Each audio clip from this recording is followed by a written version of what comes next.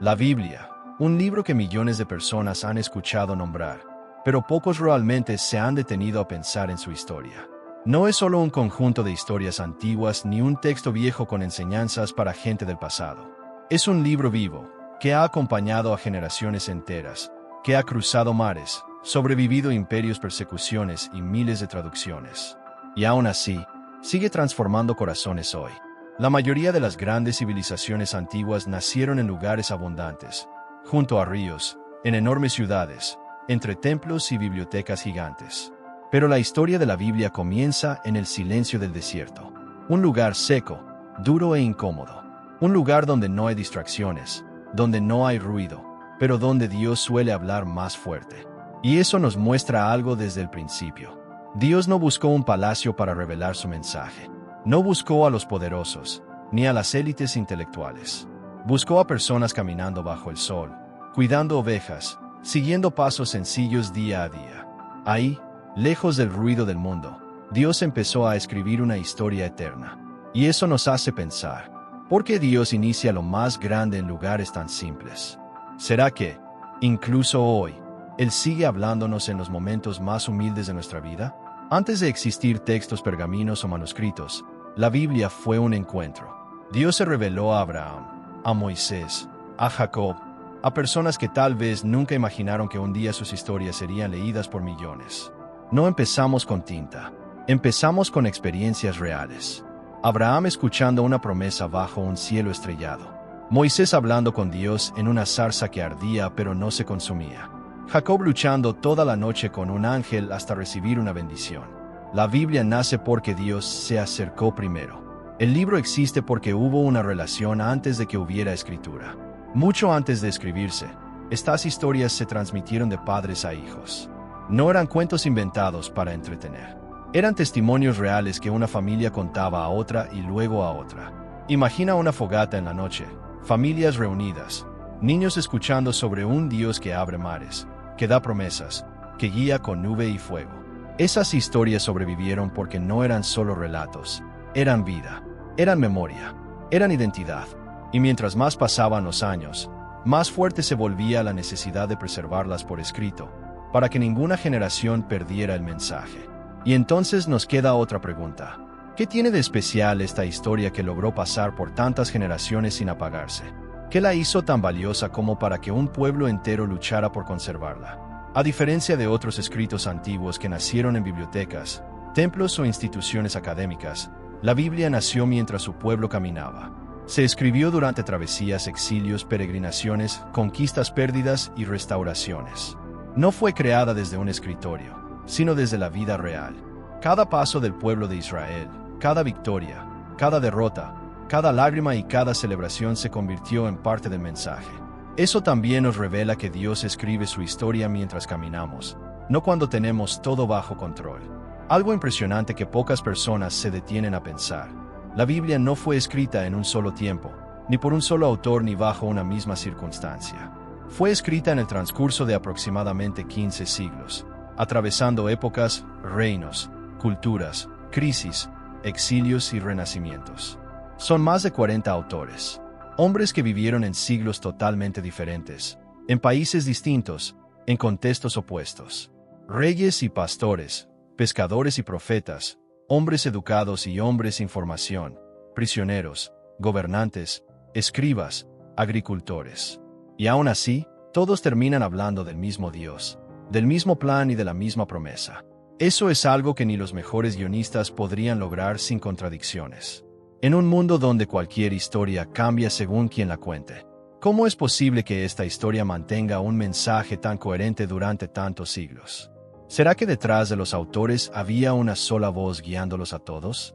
La Biblia original fue escrita principalmente en hebreo, arameo y griego. Lenguas antiguas, diferentes, nacidas en culturas que muchas veces no tenían nada en común. Y aun con todas sus diferencias, el mensaje se mantiene intacto. El hebreo, con su fuerza poética y su sentido de profundidad espiritual. El arameo, el idioma cotidiano del pueblo en tiempos de Jesús. El griego, la lengua donde se expandió el evangelio al mundo. 3 idiomas, 3 culturas, 3 formas de pensar y un mensaje que no cambia. Cuando hablamos de la Biblia, No hablamos de un texto que se escribió una vez y se guardó. Hablamos de un mensaje que fue copiado, verificado, contado, revisado y protegido por generaciones enteras. Los antiguos escribas, personas muy temerosas de Dios, copiaban letra por letra. Si una sola letra estaba fuera de lugar, el manuscrito completo se descartaba. Si el texto no cuadraba con el original, se empezaba de cero. Contaban palabras, líneas y columnas. Comparaban antiguos rollos con nuevos rollos. Por eso, cuando se encontraron los famosos manuscritos del Mar Muerto después de 2000 años, y se compararon con las Biblias modernas, la precisión era impresionante, casi idéntica. Pero ¿por qué un pueblo estaría dispuesto a dedicar su vida entera a preservar un texto con tanto detalle, incluso arriesgando su vida? ¿Qué mensaje podía ser tan importante como para protegerlo durante milenios? Hay algo especial en la Biblia. Aunque han pasado miles de años, el mensaje sigue tocando las mismas áreas del corazón humano. Sigue hablando de perdón, propósito, identidad, esperanza, justicia, fe y el deseo universal de encontrar a Dios. Mientras tantos conceptos antiguos quedaron obsoletos, la Biblia sigue siendo actual. Sigue respondiendo preguntas que todos nos hacemos en algún momento. ¿De dónde venimos? ¿Por qué estamos aquí? ¿Qué hay después de esta vida? ¿Dios realmente me escucha? La Biblia no fue escrita para quedarse en un estante ni para ser leída como una simple obra literaria. Fue escrita para transformar, para revelar, para desafiar, para consolar, para dar dirección.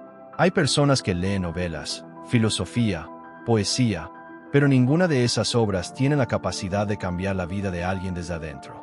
La Biblia sí, lo ha hecho millones de veces. Una idea muy común y muy incorrecta es pensar que un grupo de líderes poderosos se reunió un día y decidió que libros iban a estar en la Biblia, según su conveniencia.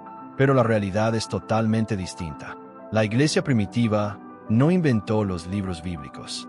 Lo que hizo fue reconocer los textos que ya eran considerados inspirados y usados por las comunidades cristianas. Durante los primeros siglos, los creyentes ya identificaban que libros tenían autoridad, porque su contenido era coherente con la enseñanza de Jesús. Sus autores eran testigos directos o cercanos. Sus palabras tenían un impacto profundo en la vida de las iglesias. En otras palabras, la iglesia no creó el canon, simplemente confirmó lo que ya era evidente. Esos libros tenían un sello divino. Los primeros cristianos no escogieron los libros a dedo. Usaron criterios muy concretos para confirmar que textos eran inspirados. Utilizaban autoridad apostólica, los escritos de los apóstoles o de personas muy cercanas a ellos, como Lucas o Marcos. Si un libro venía de alguien que caminó con Jesús o fue testigo directo, tenía un peso especial. Si los libros tenían aceptación generalizada, era leído y respetado en todas las iglesias, no solo en una región.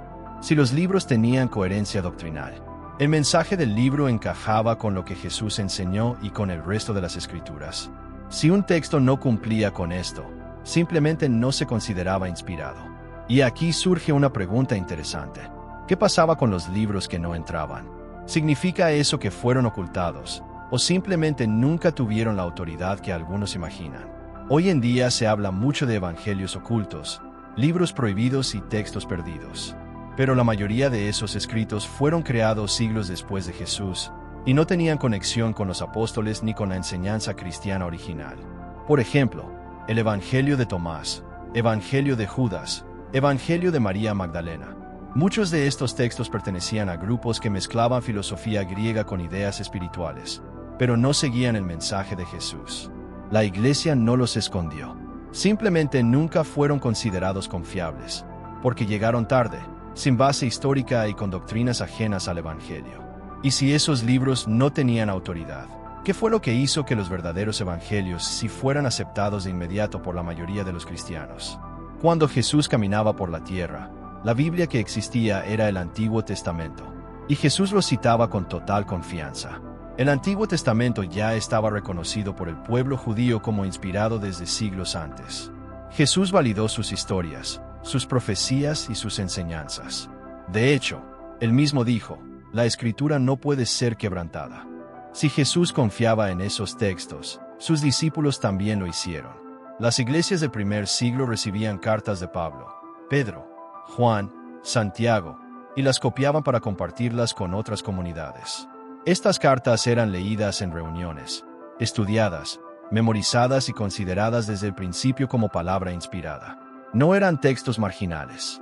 Eran el corazón de la vida cristiana. Con el tiempo, esas cartas viajaron por todo el mundo antiguo, llegando a diferentes países y continentes. La enorme difusión y aceptación ayudó a confirmar su autoridad. Muchos imaginan que el canon se decidió en el Concilio de Nicea, pero eso es un mito. Los concilios posteriores simplemente confirmaron oficialmente lo que las iglesias ya habían reconocido por generaciones. Fue una especie de acto final, no el principio. Una manera de dejar constancia escrita de lo que el Espíritu Santo ya había guiado a toda la comunidad cristiana. Y si la formación del canon no fue obra humana, sino la confirmación de una obra espiritual. ¿Qué tan confiable es la Biblia que tenemos hoy en nuestras manos? Durante siglos, muchos críticos aseguraban que varias ciudades, reyes y eventos bíblicos jamás habían existido. Decían que eran mitos, símbolos o exageraciones del pueblo hebreo. Pero cada década, la arqueología hace descubrimientos que cambian la conversación por completo. Por ejemplo, se creía que la ciudad de Nínive era ficticia, hasta que fue encontrada. Se dudó de los hititas, hasta que se halló su imperio completo bajo tierra. Se cuestionó la existencia del rey David, hasta que surgió la famosa estela de Tel Dan, donde aparece su nombre grabado en piedra. Detalles culturales y arquitectónicos descritos en la Biblia han sido hallados exactamente como están escritos. Y algo es seguro, la ciencia no está demostrando la fe. Más bien, la historia está alcanzando lo que la Biblia dijo hace miles de años. Y si tantos detalles que antes se negaban ahora se confirman, ¿cuántas cosas más podrían seguir saliendo a la luz? A veces olvidamos que la Biblia no es una colección de ideas, sino una colección de vidas. Y hoy sabemos que muchos personajes bíblicos no son figuras simbólicas, sino personas reales registradas en documentos oficiales, inscripciones antiguas y tablillas administrativas. Por ejemplo, los reyes como Ezequías, Acab, Nabucodonosor, Ciro, aparecen en registros arqueológicos. Gobernadores como Poncio Pilato, cuya existencia se dudaba por falta de evidencia, aparecieron grabados en piedra. Hasta pequeños detalles, como precios de productos, métodos de cultivo y leyes de la época, encajan con lo que la Biblia describe. La Biblia no se escribió en el aire. Se escribió en el tiempo, en la tierra, en la historia. Contrario a lo que muchos creen, la Biblia no fue escrita para ser un libro científico, pero eso no significa que contradiga la ciencia. Al contrario, muchos principios bíblicos han sido confirmados por descubrimientos científicos siglos después. La idea de que el universo tuvo un inicio, hoy conocido como Big Bang, ya estaba en Génesis 1:1, en el principio. La importancia del descanso y los ciclos de trabajo está en la creación, antes de que existieran estudios sobre productividad. Las reglas de higiene, cuarentenas y cuidados del cuerpo descritas en Levítico aparecieron miles de años antes de que existiera la medicina moderna. La estructura del agua, los ciclos climáticos y procesos naturales mencionados por los escritores bíblicos coinciden sorprendentemente con lo que hoy se estudia en ciencias de la Tierra. La Biblia no intenta responder cómo funciona todo, sino por qué existe todo. La ciencia estudia los mecanismos. La Biblia, los propósitos. Si ambos campos apuntan hacia un orden inteligente, ¿por qué pensar que se contradicen, cuando tal vez se complementan? La Biblia contiene cientos de profecías específicas que no pueden explicarse como coincidencias. Historias anunciadas siglos antes de ocurrir, cumplidas con una precisión sorprendente. La caída de Babilonia, la destrucción de Jerusalén, el surgimiento y caída de imperios, el nacimiento, muerte y resurrección del Mesías con detalles exactos, más de 300 profecías sobre Jesús. La ciencia puede estudiar lo que ya ocurrió, pero la profecía bíblica habla de lo que aún no existe, y aún así acierta. Si la Biblia ha descrito eventos antes de que sucedieran, ¿qué implicaciones tiene eso para el futuro? Es curioso, mientras más avanza la investigación arqueológica, más se valida la Biblia. Y mientras más se profundiza en la historia antigua, más sólida se vuelve. A diferencia de otros textos antiguos que colapsan bajo la evidencia, la Biblia se fortalece. El tiempo, en lugar de desgastarla, la sustenta. La ciencia, en lugar de contradecirla, la acompaña. La historia, en lugar de desmentirla, la confirma. Cuando entendemos la historia de la Biblia, entendemos algo más profundo. Que no estamos leyendo palabras al azar, sino testimonios de personas que caminaron con Dios en la duda, en la prueba y en la esperanza. Tal vez por eso la Biblia sigue viva. Porque Abraham se parece a nosotros cuando no entendemos el futuro. Si quieres seguir explorando estos temas, si quieres entender más, profundizar más y conocer historias que pueden cambiar tu vida, suscríbete y acompáñame en este próximo video.